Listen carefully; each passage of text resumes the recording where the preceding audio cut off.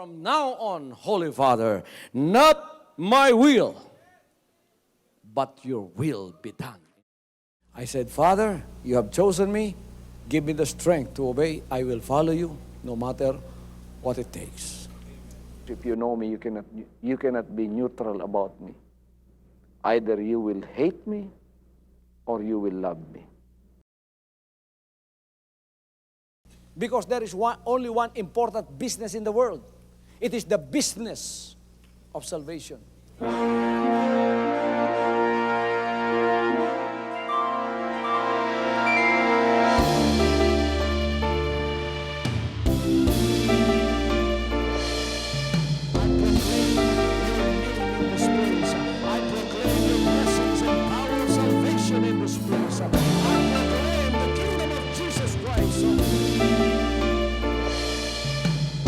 As I am concerned, and as far as the work of God is concerned, we have reached the end. Last September 13, 2003. When you find God, you find His love. Because God is love. Ganon ang pag-ibig ng Panginoon. Walang katapusan na yan ay bumabalik-balik sa atin. If you want to receive, you have to give. Receive it by faith and say, Lord, I will touch up. Because the game plan of God was to save us from sin through the power of love. He has completed. His salvation works in the Spirit. After April 13, the door is open for everyone to come. The salvation works of the Father is now completed in me. Salvation is here.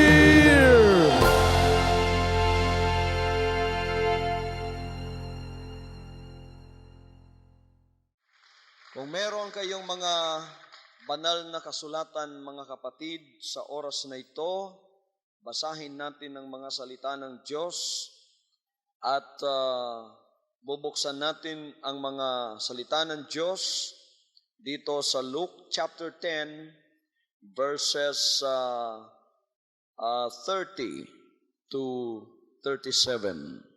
And Jesus answering said, a certain man went down from Jerusalem to Jericho and fell among thieves, which stripped him of his raiment and wounded him and departed, leaving him half dead. And by chance there came down a certain priest that way, and when he saw him, he passed by on the other side. And likewise a Levite, when he was at the place, came and looked on him and passed by on the other side. But a certain Samaritan, as he journeyed, came where he was, and when he saw him, he had compassion on him, and went to him and bound up his wounds, pouring in oil and wine, and set him on his own beast, and brought him to an inn, and took care of him. And on the morrow when he departed, he took out 2 pence, and gave them to the host, and said unto him, take care of him, and whatsoever thou spendest more, when I come again, I will repay thee. Which now of these 3 thinkest thou was a neighbor unto him that fell among the thieves? And he said, he that shewed mercy on him. Then said Jesus unto him, go and do thou likewise. Pagpalain ng Panginoon ang kanyang mga banal na salita, maari na tayong mga upo, mga kapatid. Inaalala ko sa mga oras na ito ang kapangyarihan ng Panginoon, kung paano niyang binayaran ang lahat ng dapat bayaran para sa ating kaligtasan. Para ang tao ay magbago at ang tao ay makasumpong ng kaligtasan.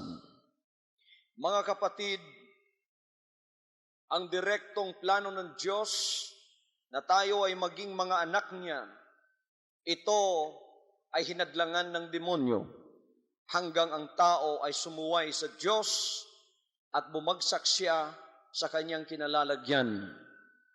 Ngunit, ang pag-ibig ng Panginoon ay hindi pa tapos sa tao nung siya ay bumagsak mula sa awa at grasya ng Diyos. Gumawa ang Panginoon ng isang plano, at ang planong ito ay ang tinatawag na plano ng kaligtasan. Ang plano ng kaligtasan, sinasabi ng banal na kasulatan, ay kailangang bayaran ang kasalanan. At iniisip ko, mga kapatid, kung paanong binayaran ng Panginoon ang kasalanan ng tao. Kung paano niyang binayaran, yun ay isa na lamang kasaysayan na palagi nating naririnig. And it won't hurt us if we keep on remembering how the Lord suffered to pay the cost of your salvation and my salvation. And according to modern science, Jesus did not die because he bled to death. No, he did not bleed to death. Jesus died because of a broken heart. He loves you and he loves me. Naroon siya sa sitwasyong ganon for 6 long hours in the heat of the day, suspended between heaven and earth. He was there hanging, all of his body's weight dependent upon the hands and the feet that were driven with 7-inch spike. And people looked at him while he was crucified on that cross. And they mocked him. They spat upon him, the Bible says. And they said, "If thou art the Son of God, come down from the cross. You are trying to save others, but you cannot save yourself." But the love of God said to the Lord Jesus Christ, "Forgive them, for they know not what they do." Mga kapatid, dito ipinakita ng Panginoon ang kanyang talastas na pag-ibig, na ang ibig sabihin, kahit ano, gaano kamakasalanan ang tao, habang siya ay lalapit ngayon sa Panginoon, siya ay mamahalin at patatawarin pa rin siya ng Panginoon. Pinakita ng Panginoon sa kanyang mga apostoles ng dahilan sa atin, sila ay nagtiis din ng mga kahirapan. During the middle of the 1st and 2nd centuries in Rome, during the reign of Marcus Aurelius, the Christians were persecuted to the extent that they are being killed in all manner of torture, killing, and persecution. Mga kapatid, ang mga Kristiyano ngayon ay napakaganda ng kanilang kalagayan sapagkat sila ay nakapagsasamba sa Diyos na mayroong kalayaan. Ngunit sa 1st, 2nd century, pinapatay ang mga Kristiyanong tulad natin. Sila ay pinapakain sa mga leon. Kung pupunta kayo sa Jerusalem, sa Rome, makikita ninyo yung Colosseum na tinatawag na Colosseum na ginawa ng mga Romano. At yon hanggang ngayon ay nakatayo. Titingnan mo ang buhangin doon, maitim na. Hanggang ngayon ay may mantsa at maitim ang buhangin doon. Because for hundreds of years, Christians were slaughtered in that Colosseum. Kung minsan, lalagay sila sa kalagitnaan, bibitiwan ng mga leon at mga tigring tag-isang buwan hindi kumain, at paglalapain at kakainin sila.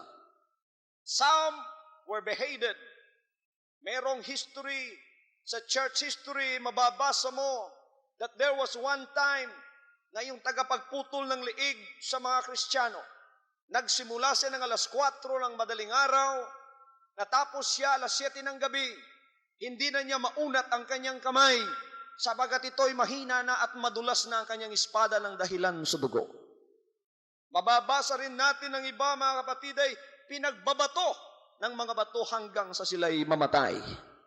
Mababasa rin natin na ang iba naman ay nilagari ng mga circular saws. Just imagine, ihihiga ka sa isang platform, yung circular saw, yung lagaring bilog, ito mga kapatid ay umiikot at pinalalapit ang ulo mo hanggang habang nakahiga ka, pinalalapit ang ulo mo sa bilog na lagaring ito. At ang berdugo'y sinasabi sa iyong, will you now deny Jesus Christ? Will you now forsake Him? Will you now denounce Him? And one of the apostles, one of his disciples was named John Chrysostom. Habang ginagawa ito sa kanya, sinabi niya in his 80 years, walang ginawa sa akin si Jesus Christ kundi kabutihan. At ngayon, siya ba ay aking i-reject, i-denounce? Sabi niya, if I have 100 lives, I will still dedicate them to the Lord and Savior, Jesus Christ. Hallelujah! Hallelujah! I can go on and on and on and on about these heroes of faith, but this only goes to tell us how deeply embedded the Word of God and the love of God is in their hearts. Nagpapasalamat tayo sapagkat naririto ang mga salita ng Diyos that tells us the story of this great love of Jesus when He came down. At dito na ilathala sa ating binasa kung gaano niya kamahal ang tao in those parables that the Lord has given us. Inside those parables, hidden truths of the Lord Jesus Christ can be gleaned upon. Those parables tells us only one thing. It tells us that the Lord Jesus Christ really loved us. Sinabi niya rito, merong isang tao na galing sa Jerusalem papuntang Jericho. At habang naglalakad siya ay nahulog sa kamay ng mga magnanakaw at mga tulisan. Kinuha ang kanyang baro, kinuha ang lahat ng nasa sa kanya, sinugatan siya at iniwan siyang naghihingalo. Alam ba ninyo mga kapatid kung ano ang ibig sabihin nito? When God created us, He created us in His own image. We do not have the malady that we have today. There is no death. There is no sickness. There is no disease. There is no problem. There are no thistles and there are no thorns. We do not sweat in order to eat. We are living in a blessed state with the Lord. That is His plan for us. Itong sinasabing, merong isang tao mula sa Jerusalem. Jerusalem always talks about the city of blessings. Noong unang ginawa tayo ay pinatira ng Diyos at tayo ay pinamumuhay ng Diyos doon sa siyudad ng pagpapala. That is the state of Adam and Eve when they were created. But talking about departing from Jerusalem is disobedience from God. Nang siya'y lumisan mula sa Jerusalem, that already spells his doom. That means he already disobeyed God. And when he departed from God, he went on his way to Jericho. You know, Jericho in the Bible is a cursed city. Itong Jericho rito ay isang sinumpang syudad. Ito nga ang bayang sinumpa ng Diyos na pinalibutan ng mga sundalo ni Joshua ng 7 beses at nagbagsakan ang mga pader na naroroon. Ito ay isang sinumpang syudad. This in the spiritual tells us that man from the blessed state, from that glorious state in which God gave him, departed from that because of disobedience, and he was on his way to destruction. He was on his way to a cursed life. Ganun ang nangyari sa atin ng tayo sa pamamagitan ng ating unang magulang ay nagkasala.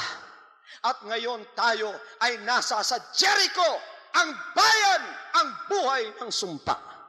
At habang tayo ay papunta doon, naririto sinabi ng banal na kasulatan ng Panginoon ang siyang nangusap.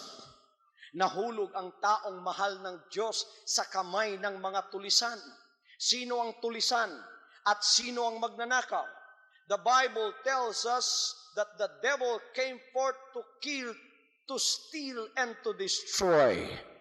But the Son of God came to give life, life more abundantly. Hallelujah! Nahulog ang ating buhay sa pamamagitan ng ating unang magulang sa kamay ng demonyo. Nilinlang siya.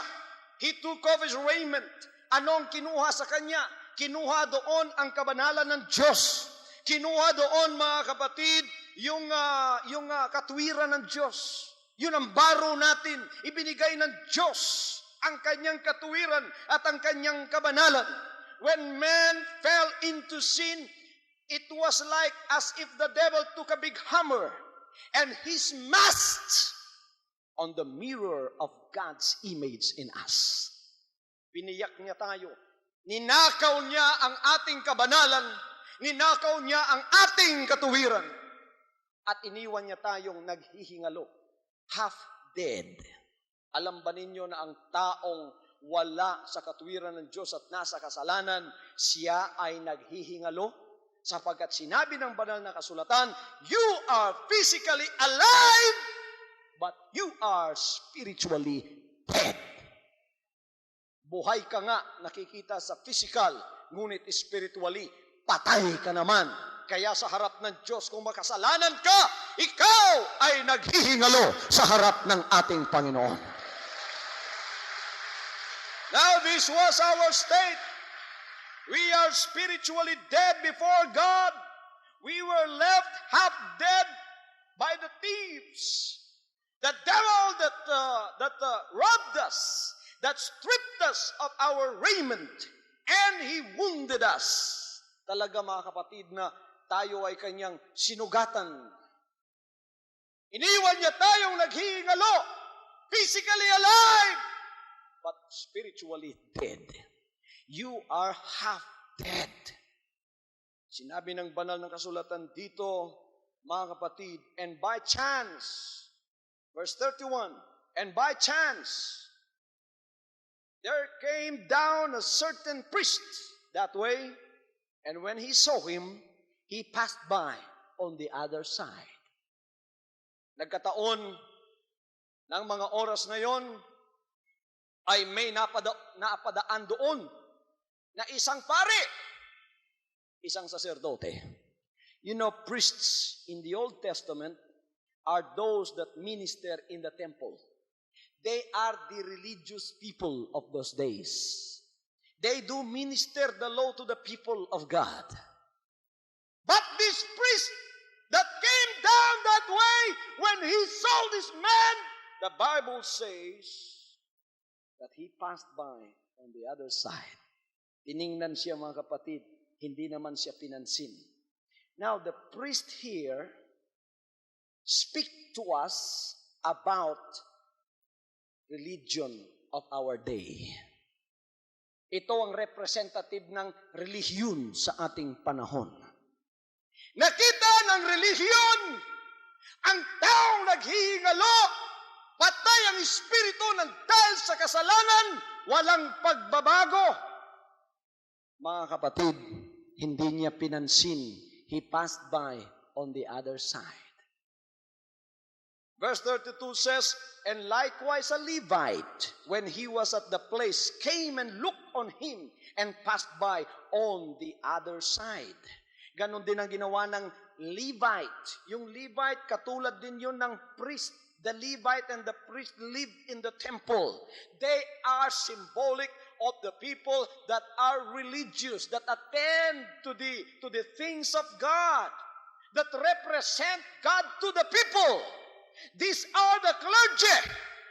And the Levite and the priest here represents religion and denomination.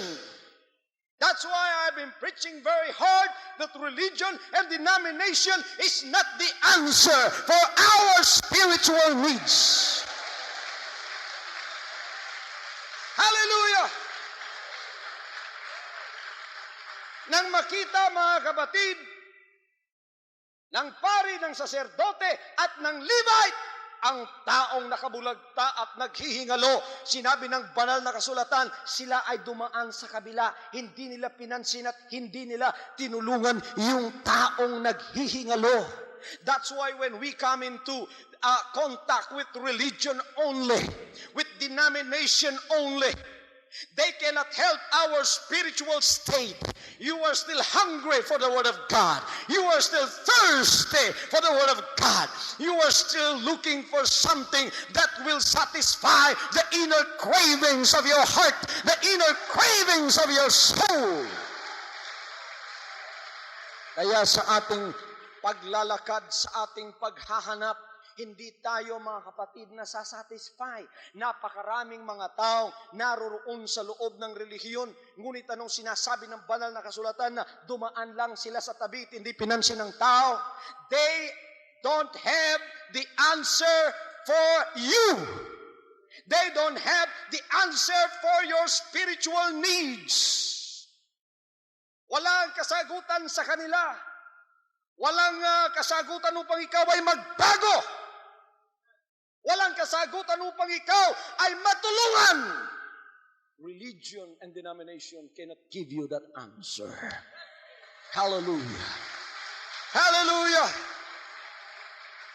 But there is a good news here.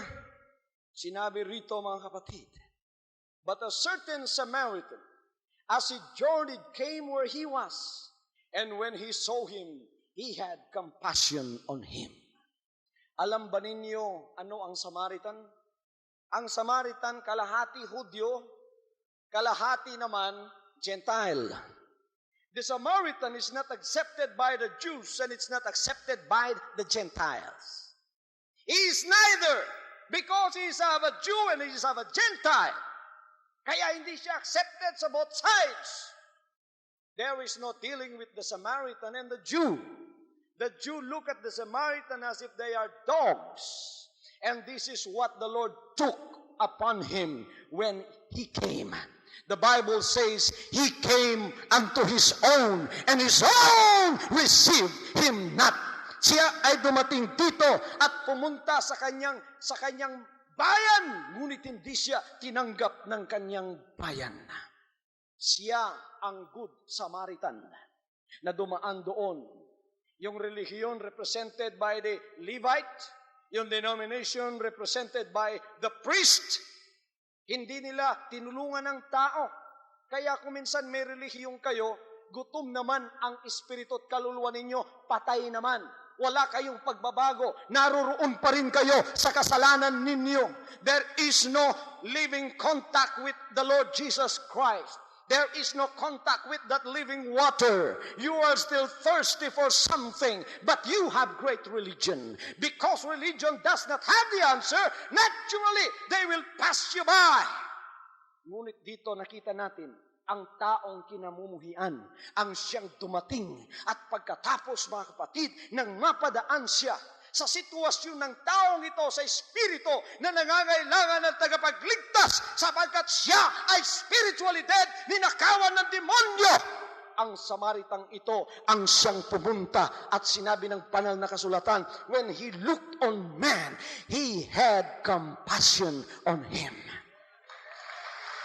Nang makita niya ang tao, mga kapatid, minahal niya ang tao.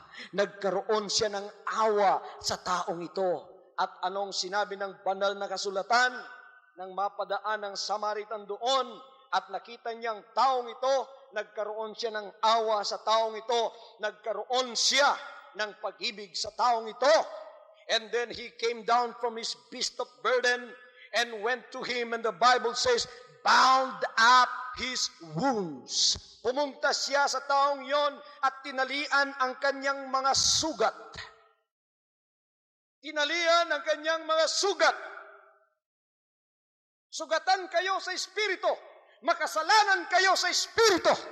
Ngunit nang dumating ang ating Panginoon at makaharap ninyo siya, pinatawad niya ang inyong mga kasalanan.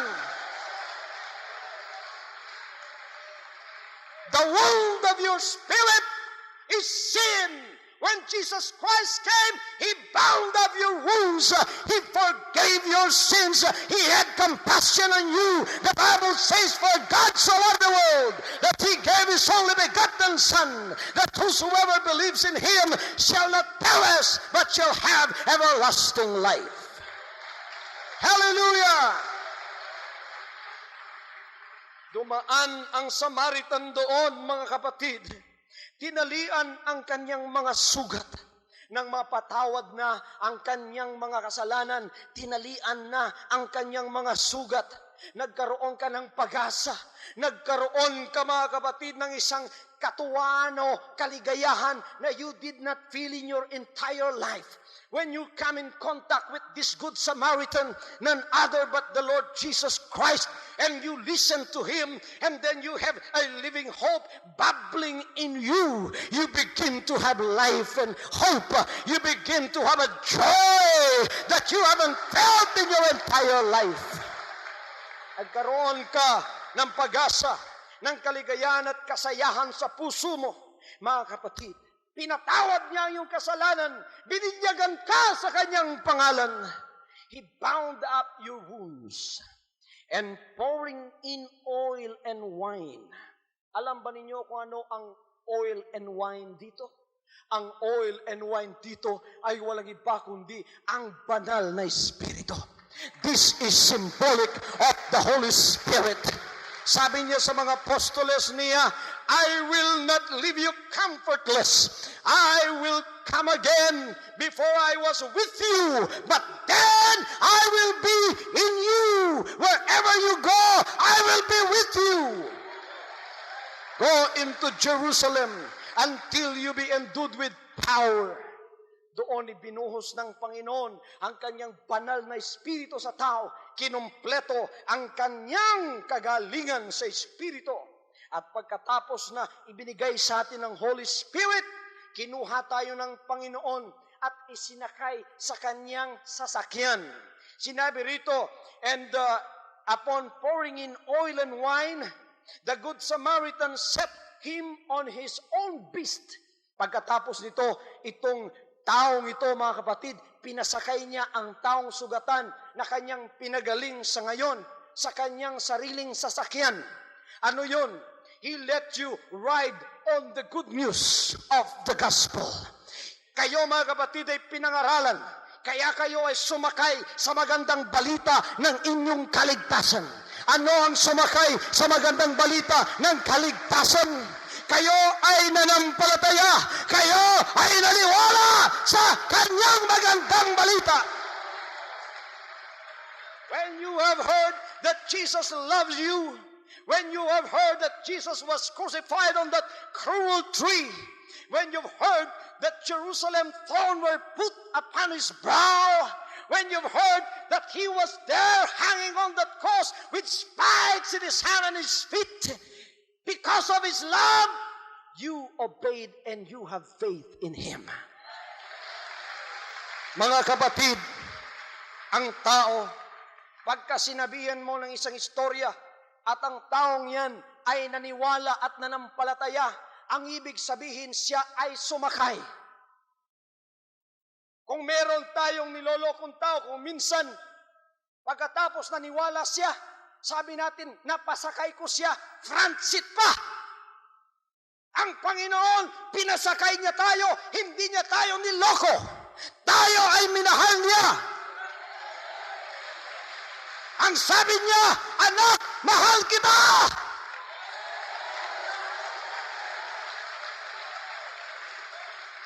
Ang sabi niya, ikaw ay makasalanan, sugatan sa Espiritu, nang dahil sa kasalanan, ninakaw ng demonyo ang iyong katuwiran at kabanalan. I made you in my own image, but the thief, the robber, the devil came and he destroyed that image in you and he left you half dead. But I found you because I love you. I am going to heal you. I am going to save you. Hallelujah. Pinasakay niya tayo. Sinong naniniwala na mahal siya ng Panginoon kahit gaano kalaki ang kanyang kasalanan? Sinong nananampalataya na ang Panginoon ay hindi nagsisinungaling nang sinabi niya, let not your heart be troubled. You believe in God, believe also in me. In my Father's house are many mansions. If it were not so, I would have told you I go to prepare a place for you. And when that place is already prepared, Jesus Christ said, I am going to come back again. And I will receive you unto myself, that where I am, there you may be also. Sinong nananampalataya sa inyo na iyan talaga ay pangako ng Panginoon na kanyang tutuparin? Sinong nananampalataya sa inyo na isang araw ang lahat ng mga pinagaling ng Panginoon sa kanilang espiritu ililigtas, kukunin isang araw at dadalhin sa lahat? Pinasakay niya tayo sa magandang balita. He set us on His own beast and He brought us to an inn and took care of us. Nang tayo ay pinasakay ng Panginoon, ang Panginoon ito, mga kapatid, hindi na relihiyon ito. I am talking now of the Good Samaritan. I am talking now of the Savior. I'm talking now of the Savior who went into Calvary almost 2,000 years ago. I'm now talking of the Savior who walked upon Galilee, healing all kinds of diseases and afflictions, doing that which is good. I am talking of Jesus Christ's love. Hallelujah. I am talking of how He came and loved you. Hindi na relihiyon ito, mga kapatid. Hindi na denomination ito. Religion and denomination failed. They passed on the other side. You did not feel the love in religion. All you felt there is hate and hypocrisy. But in Jesus Christ, you felt the genuine love. Hallelujah. You felt the genuine love. Sinakay tayo, nanampalataya tayo. Ibinigay natin ang ating pag-asa sa Kanya. Ibinigay natin ang ating buhay sa Kanya. Isinakay niya tayo sa Kanyang sasakyan na walang iba kundi ang magandang balita. At nilagay niya tayo sa isang paglalagyan. He took us to an inn. Nilagay niya tayo sa isang paglilingkod na kung saan tayo ay aalagaan. Hallelujah! Hallelujah! That's why I believe with all of my heart that the Lord Jesus Christ loves you so much. Sabagat siya nagpapadala ng pinahiran ng kanyang langis at nilalagyan siya ng dako at sinasabing, anak, ang lahat ng pupunta sa dako ng iyong paglilingkod, alagaan mo! Pagkainin mo! Mahalin mo!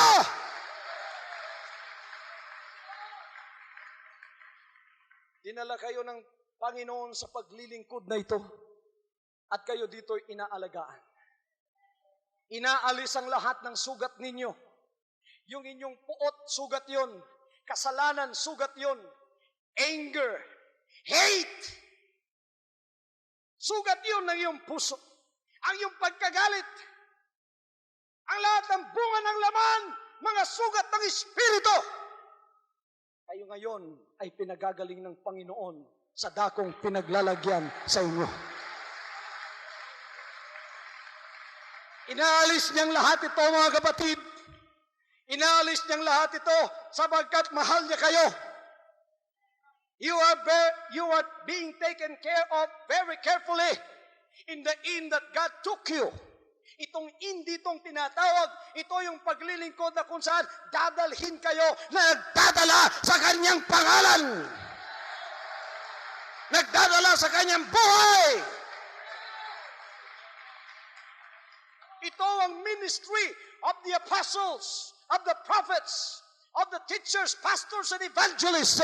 This is the fivefold ministry that will take care of you. Hallelujah. At dito ay nilagay ng Panginoon sa paglilingkod na ito ang lahat ng gift in the ministry to minister to your every spiritual needs. Sabi ng verse 35, and on the morrow, when he departed, he took out 2 pence and gave them to the host and said unto him, take care of him, and whatsoever thou spendest more, when I come again, I will repay thee. Praise God. Hallelujah! Alam ba ninyo, mga kapatid, sino ang host doon? Ang host ay walang iba, kundi ang alagad ng Diyos na naglilingkod sa kaligtasan ng inyong kaluluwa. Pinaglilingkuran ang kaligtasan ng iyong kaluluwa. Ano yung 2 pence? What are the 2 pence that he gave to the host? Ito ay walang iba kundi ang Old and New Testament. My son, as the host, in taking care of these souls, I will give you the Old and New Testament. Kumuha ka doon ng magagasto mo sa kanilang ikagagaling, sa kanilang ikalalago, sa kanilang ikabubuhay sa pananampalataya. Hallelujah! So when I preach, I take out from the Old Testament, I take out from the New Testament, and let you be fed with the Word of God. The Bible says, man shall not live by bread alone, but by every word that proceeds out of the mouth of God. Hallelujah!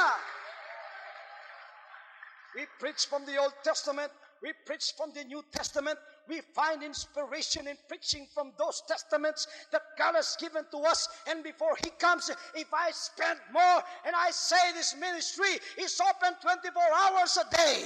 We are open for counseling. We are open for praying to the sick.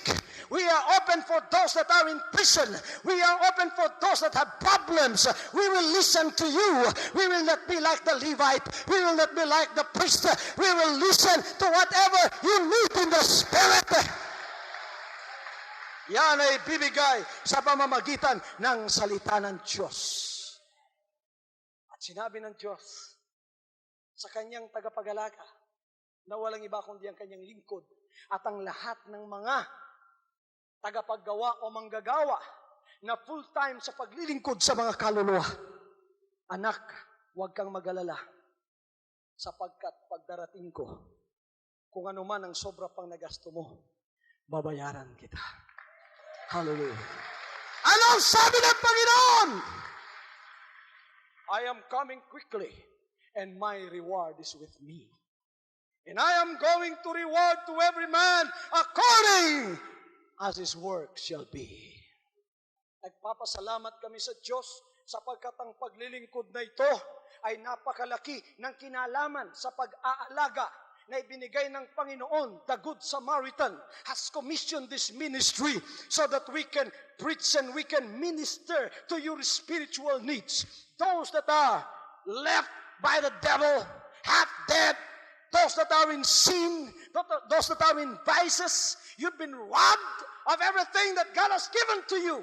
You are built and you are created and you are made in the image of God. But now the devil robbed you of that.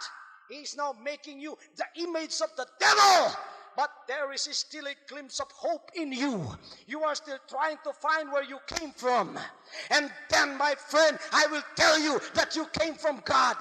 You are now wounding up your way to God.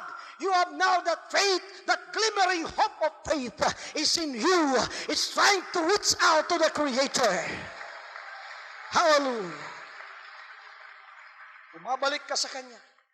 Kayong nasa kasalanan, kayong mga mamamatay tao, kayong mga magnanakaw, kayong mga nasa graft and corruption, kayong mga nangangalunya, kayong lahat na nasa drug addictions, kayong lahat na ginawa ng Diyos, ngunit ninakawan ng demonyo at kayo ay nasa kasalanan.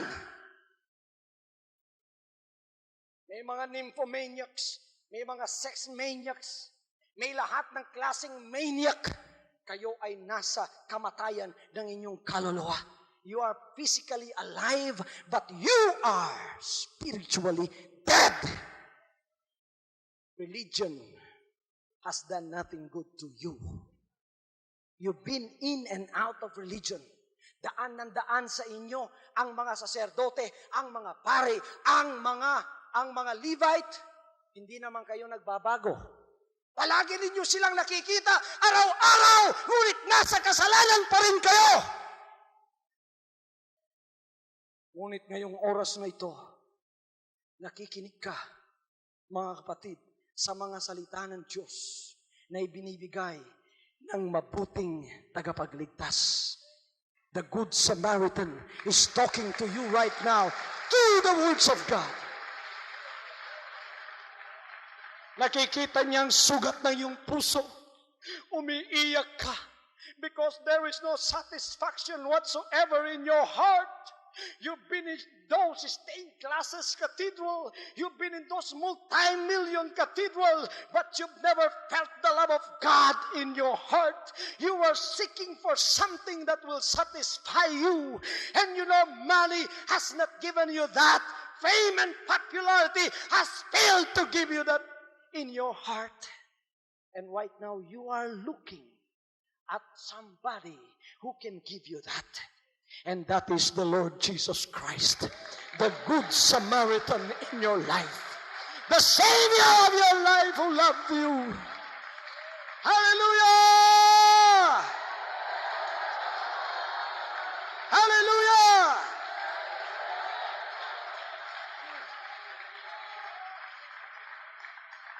Sa paglilingkod na ito, binubuhos namin ang lahat ng aming makakaya para sa Panginoon sa pamamagitan ng tulong ng Kanyang Espiritu, sapagkat kami at ang Panginoon ay iisa sa pag-ibig na ito para sa kaligtasan ng mga kaluluwa. Ang lahat ay gagawin ng paglilingkod na ito. Wherever you are listening right now, the love of God is going to reach through you. Hallelujah, hallelujah, hallelujah. Hallelujah. Hallelujah!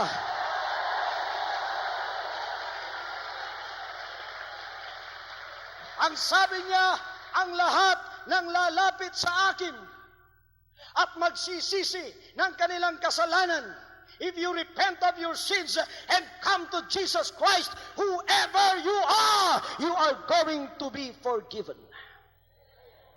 That is how He loves you. Hallelujah.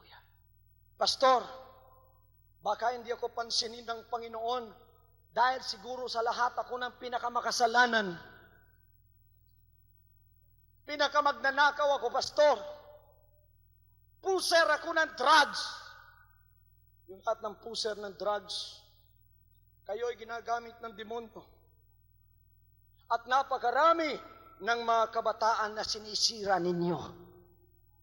Ngunit kung kayo ay magsisisi sa oras na ito, hindi lamang kayo pinatay ng demonyo, kundi ginagamit pa kayo sa kanyang karumal-dumal na gawain upang patayin naman ang ibang mga kaluluwa. Ngunit kung kayo ay lalapit sa Panginoon sa oras na ito, kayo ay patatawarin.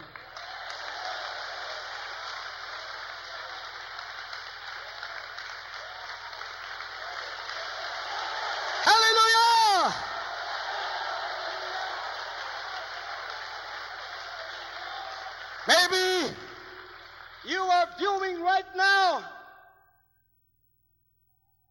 and you have been in a situation where an injustice is done unto you. Wala kang kasalanan.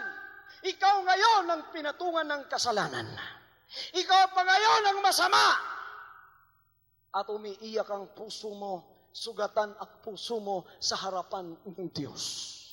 Hindi mo ninakaw ang pera, ngunit ikaw ang pinagbibintangan. at wala kang magawa sapagkat lahat ay naniniwalang ikaw ang magnanakaw. Ngunit sa oras na ito, meron kang mapagsusumbungan sa iyong problema. Yan ay walang iba kundi ang Panginoon. Hallelujah! He sees your hurt. He sees that your heart is bleeding. He sees that your heart is looking for some compassion. And because you've been misunderstood and everybody took you for granted and they said, you are the one who did that thing that they are accusing you of and you are innocent. The Lord knows about your plight. The Lord knows about you. Nakikita ng Diyos ang iyong puso. At sa iyong sitwasyon ay gusto ka nang magpakamatay. You are looking at suicide as the only recourse of your dilemma. Right now, give the Lord Jesus Christ, the Good Samaritan, a chance in your life. Ninakawan ka ng demonyo ng katuwiran. Ninakawan ka ng demonyo ng hustisya. Ninakawan ka ng demonyo ng iyong kabanalan. Huwag ka munang magpakamatay. Naririto ang relihiyon, lumapit ka, hindi ka pinansin.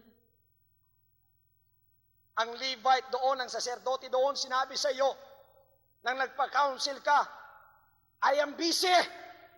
I have no time for you. Although you are listening by means of your television, there is nothing impossible with the Lord. He said, He is omnipresent. He is present everywhere at the same time. Nakikita niya ang iyong pagdadalamhati. You want to be released from prison of sickness and disease. Nakaupo ka ngayon, humihingal ka na lang, naghihirap ka. Sapagkat napakalala ng iyong karamdaman. Nakaupo ka ngayon at baldado ka, umiiyak ang puso mo sapagkat ikaw ay wala ng kaibigan. Kapatid, para sa iyo ang buhay ay wala ng kwenta. Ngunit, bago ka mawalan ng pag-asa, nakikiusap ang Panginoon sa iyo sa pamamagitan ng mga ngaral na ito, na mahal ka ng Panginoon. Kahit sino ka, kahit anong sitwasyon sa buhay mo, ang Panginoon ay magbibigay sa iyo ng pag-asa. Jesus Christ did not die in vain. When He came and He was crucified, tortured, persecuted, spat upon, He did not die in vain. He suffered because of your sin. He suffered because of that crippling disease in your body. He suffered because of that sin that provokes you from now and then. He suffered because of your injustice. When you feel that you are suffering because of injustice, you are now fellowshipping with the sufferings of Jesus Christ. First of all, He was the one who suffered your injustice. He knows how you feel exactly. The Bible says He was tempted in all points like as we are, yet He was without sin. He knows how you feel exactly. Alam ng Panginoon kung ano ang pakiramdam mo sa oras na ito. Napakasakit ng dinaramdam mo. Binubulungan ka ng demonyo at sinasabi sa iyo, wala ka ng pag-asa, magpakamatay ka na, lumukso ka na doon sa tubig. Wala ka ng pag-asa, patay ka na. Wala ka ng pag-asa, hindi ka na maliligtas, hindi ka na alam ng mga tao, wala ka ng kaibigan, wala nang nagmamahal sa iyo. Before you believe every word of the devil, listen to me. There is somebody that still loves you. Jesus Christ still loves you. Hallelujah! Hallelujah! Hallelujah! Hallelujah! Hallelujah! Kapatid, ngayong oras na ito, mahal ka pa rin ng Panginoon. Hallelujah! Gusto niyang malaman mo ang magandang balita na ibinabalita ko sa programang ito, na kahit sino ka, mahal ka ng Panginoon. Hallelujah! Hallelujah! Hallelujah! Hallelujah! Hallelujah!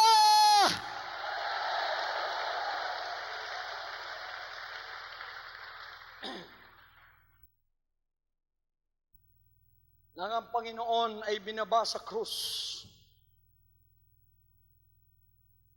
Umiiyak si Maria Magdalena, ang Mariang kanyang ina at ang isa pang Maria. They were crying because the Lord Jesus Christ is lifeless. The body that suffered the shame, the torture, the persecution, and what have you, is now lying lifeless and dead. They took the thorns from his head, the crown of thorn from his head. They dressed him up. The apostles, the followers of Jesus, went into the upper room gloomy. They were staring each other in the face with a mental message conveying from heart to heart of the disciples saying, we have no more hope. The Master is dead. What shall we do now? We will face persecution alone. And Jesus Christ, the Bible says, was laid on that lonely grave. And a stone was placed on the mouth of that grave. But there was a great miracle that happened. The Bible tells us that on the third day, Jesus Christ rose again from the dead.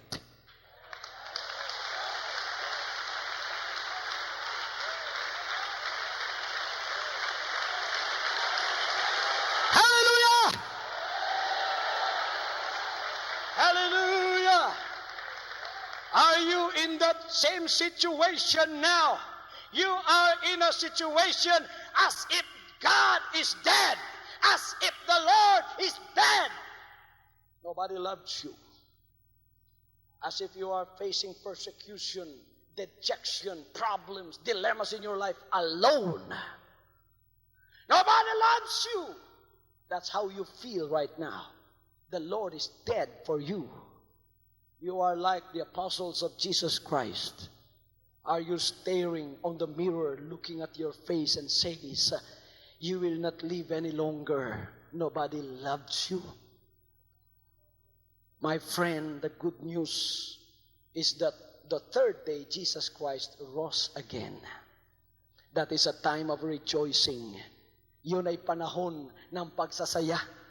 Nang siya ay bumangong muli sa mga patay. Sinabi ng banal na kasulatan na alis ang takip ng bato. Pagkatapos bumangong muli ang Panginoon. Nang pumunta si Maria Magdalena roon, she was very sorrowful. She went to the grave knowing that the Master is dead. Her head was bowed down, stooped shoulders, with wrinkles written on the brow of Mary Magdalene. She went there. And all of a sudden in the garden, somebody called on her, Mary. Nang lumingon siya, akala niya yung hardinero. Sabi niya, saan ninyo inilagay ang aking Panginoon? You know they love the Lord so much. There was a time in your life you remember that you love the Lord so much. And then one day, you became disappointed. There was a situation in your life that you became so disappointed, you backslid and you forgot about God, and you say in your life that God is dead. You are walking sorrowful. You don't know what will happen to you. But right now, the Lord is calling your name. Hallelujah. Hallelujah. Hallelujah. Baka ang pangalan mo ay Maria. Tinatawag ka niya. Baka ang pangalan mo ay Grace, Joy, Teresita,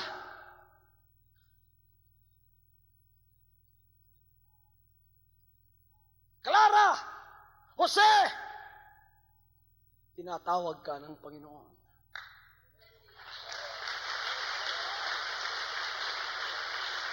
But because you are so dejected, Because you live a life so hopeless, you were not able to discern the voice of the Lord, and you took Him for somebody else.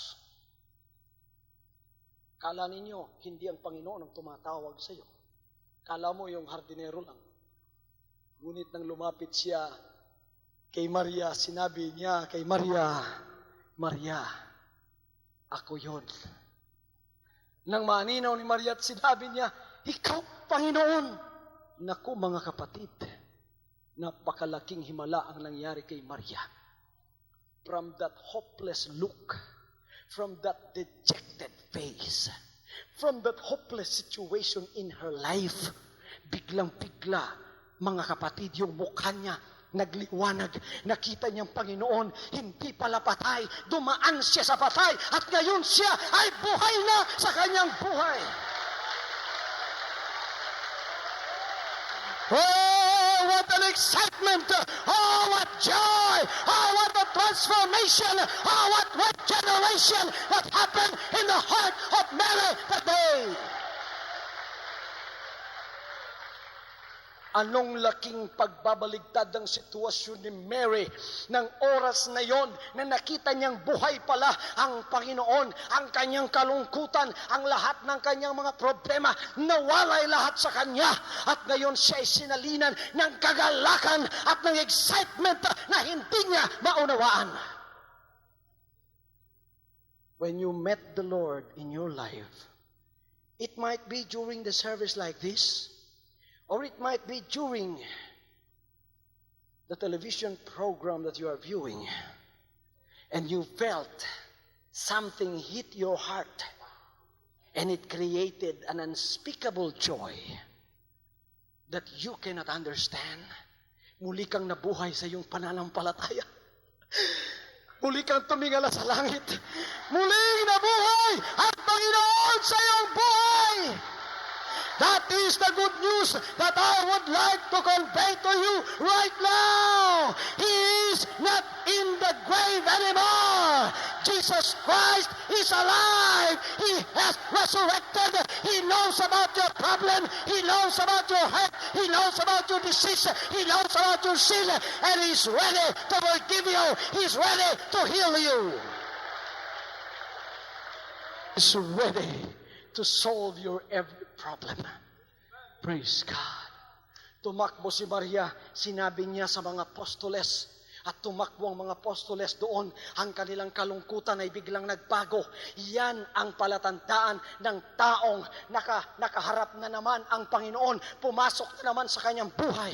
Magbabago siya, ang kanyang kalungkutan ay magiging kagalakan, ang kanyang kasalanan ay mapapatawad. And Jesus Christ is alive right now. Ngayong nakikinig ka sa programang ito, buhay na naman ang Panginoon sa iyo. Nasa puso mo na naman siya, kaharap mo siya, hinahawakan ka niya, tumutulo ang mga luha mong tulad ni Maria. Those are not tears of sorrows anymore. Those are now the tears of joy. Hallelujah. Hallelujah. All of a sudden, your situation is not that hopeless. You have the hope of your life now.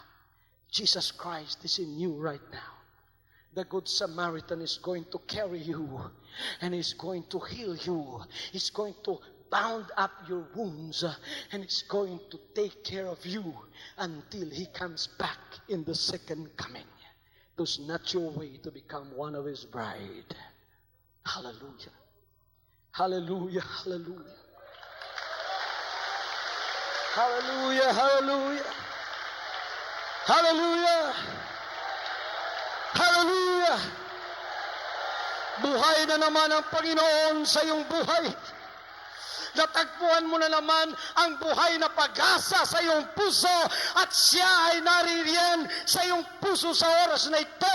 Minamahal ka niya, pinaggagaling niya ang lahat ng iyong karamdaman at pinatatawad ang lahat ng iyong kasalanan. At ngayong oras na ito, ikaw na naririyan sa harap ng iyong screen, handang-handa na ibuhos ng Panginoon ang Espiritu Santo ng kagalakan sa iyong puso. Hallelujah. Hallelujah. He is the Good Samaritan. Para sa ating lahat, hindi lamang kay Mary Magdalene na nabuhay siya, hindi lamang para sa mga apostoles na nabuhay siya. Siya ay buhay magpakailanman. Sabi niya, I am alive forevermore. They that believe on me, though they were dead, yet shall they rise again. You are dead because of your worry, your sorrow, your problem. As if God is dead, no more God for you. All you have is problems, sorrow, and what have you. The devil is whispering to you, why do you still believe in God? He is dead. He does not answer your prayer. There is the resurrection morning. One day he rose again from the dead. He said, those that follow me and are alive shall never taste of death. Ayong naririto ka, sumusunod ka sa Panginoon at buhay. Hindi na mawawala pa sa iyo ang kagalakan mo. Kahit anong problema pang tumapo sa iyo, mas malaki ang kagalakan ng Panginoon na ibubuhos niya sa iyong buhay. Siya ay buhay magpakailanman. Marami akong kapatid ngayong nakikinig at nanonood. At tayong naririto. Bago ako matapos ng mensaheng ito, na ipinababatid ng Panginoon sa inyo ang kanyang pagmamahal. Nang dahilan doon siya ay pinako. Ngunit hindi lamang hanggang doon ang kasaysayan ng ating Panginoon. Bumangon siyang muli at nasa kaitasan ngayon upang sagutin ang lahat ng inyong pangangailangan. Patawarin ang kasalanan, pagalingin ang mga karamdaman, at bigyang katugunan ng bawat problema sa iyong buhay. Hallelujah. Panginoon, ako po'y dumadalangin sa lahat ng aking mga kapatid ngayon na mayroong problema. Lumapit kayo sa inyong mga television screen. Hawakan ninyo ang inyong mga television. Ako'y mananalangin sa inyo. Kung ikaw ay may sakit sa katawan, you are paralyzed in the body. Mayroon kang anumang sakit, anumang uri ng sakit, cancer, leukemia, ulcer, o ano pa mang uri ng sakit. Sa pangalan ng Panginoong Jesucristo, sa oras na ito, tanggapin mo ang iyong kagalingan. Ikaw ay may problema, nandahil sa problemang yan, ikaw ay may kalungkutan. Sa pangalan ng Panginoong Jesus, yan, mga kapatid, ay aalis sa iyong buhay. At ang kagalakan ang ibibigay ng Panginoon sa iyo. Lulutasin ang iyong problema. Financial man ang problema mo, material man, o sa pamilya man, ikaw ay magkakaroon ng kalutasan sa problemang yan. Sa oras na ito, tanggapin mo mula sa Panginoon. Amen and amen. From now on, Holy Father, not my will, but your will be done. I said, Father, you have chosen me. Give me the strength to obey. I will follow you no matter what it takes. If you know me, you cannot be neutral about me. Either you will hate me or you will love me. Because there is only one important business in the world. It is the business of salvation.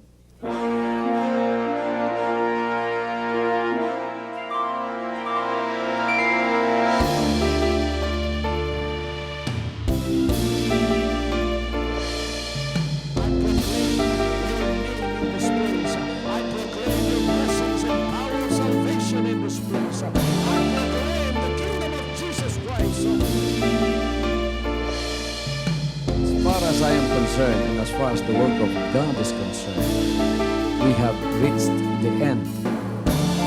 Last September 13, 2003. When you find God, you find His love. Because God is love. Ganon ang pag-ibig ng Panginoon. Walang katapusan na yan ay bumabalik-balik sa atin.